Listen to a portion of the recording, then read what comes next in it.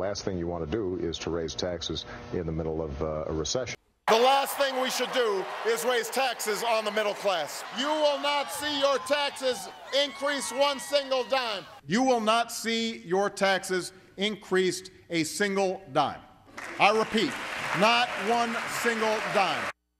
And keep in mind that under a balanced approach, the 98% of Americans who make under $250,000 would see no tax increases at all. None. 98% of Americans and 97% of small businesses wouldn't see their income taxes go up by a single dime.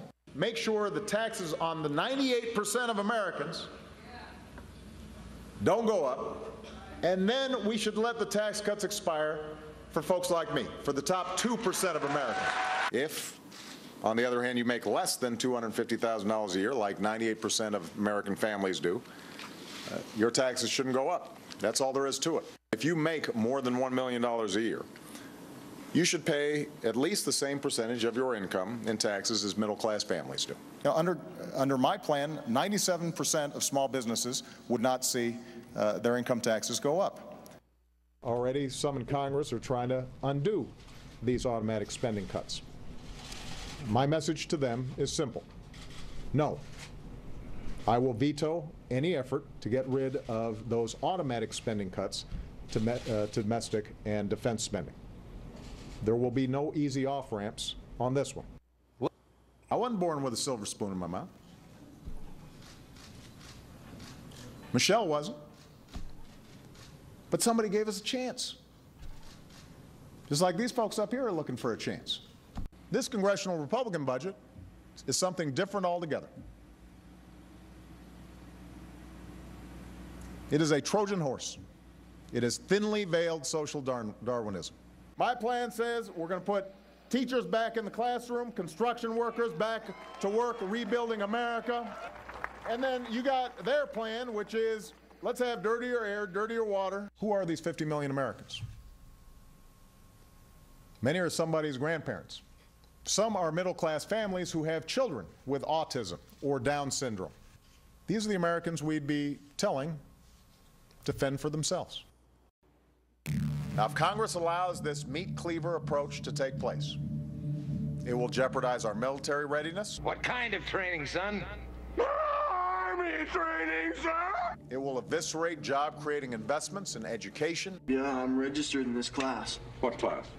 This is U.S. history. See the globe right there. Emergency responders, their ability to help communities respond to and recover from disasters will be degraded. Border Patrol agents will see their hours reduced. FBI agents will be furloughed. You were with the old Bureau 7 years, and that Bureau is now gone, sir. And so are you. Federal prosecutors will have to close cases and let criminals go. This place is getting as bad as home. Well, just as well go home and sleep. Air traffic controllers and airport security will see cutbacks. Can you fly this plane and land it? Surely you can't be serious. I am serious. And don't call me Shirley. Tens of thousands of parents will have to scramble to find childcare for their kids.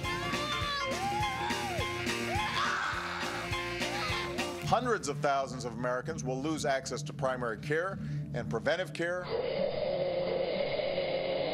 That's why Democrats, Republicans, business leaders, and economists, they've already said that these cuts, known here in Washington as sequestration, are a bad idea. The end of the world as we know it. More than 200 years after a former colony won the right to determine its own destiny, the task of perfecting our union moves forward. Do you then agree with the Republican leader in the Senate, Mr. McConnell, who says we're done now with the taxing side of it? Now we have to concentrate on spending. Is that done now? No, is the revenue side of it taken care of yet? No. Now, none of this is a surprise. This is the way that the law was designed to work. But since everybody's been saying how it's not going to happen, I think it's important for us to recognize and acknowledge this is working the way it's supposed to. America, like every other nation, has made mistakes and has its flaws. In America, there's a failure to appreciate Europe's leading role in the world. Instead of celebrating your dynamic union and seeking to partner with you to meet common challenges, there have been times where America has shown arrogance and been dismissive, even derisive. 9/11 was an enormous trauma to our country. The fear and anger that it provoked was understandable. But in some cases, it led us to act contrary to our traditions and our ideals. We are taking concrete actions to change course. I have unequivocally prohibited the use of torture by the United States, and I have ordered the prison at Guantanamo Bay closed by early next year. This is my last election, please. Yeah, after my election, I have more flexibility. Yeah, I understand.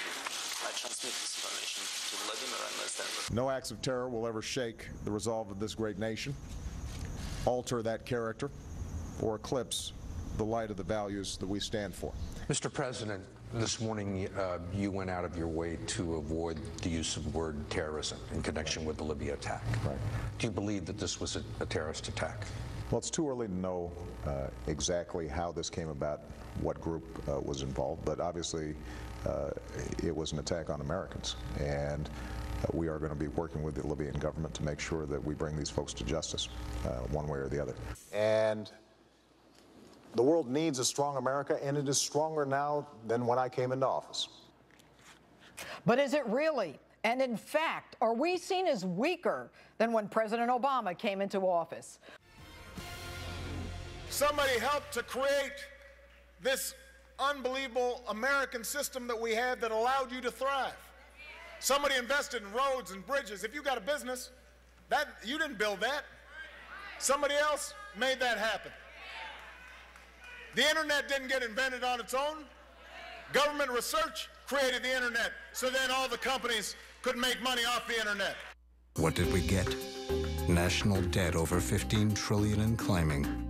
Unemployment above 8% for 40 straight months. An ongoing economic crisis with no end in sight. He tried. You tried.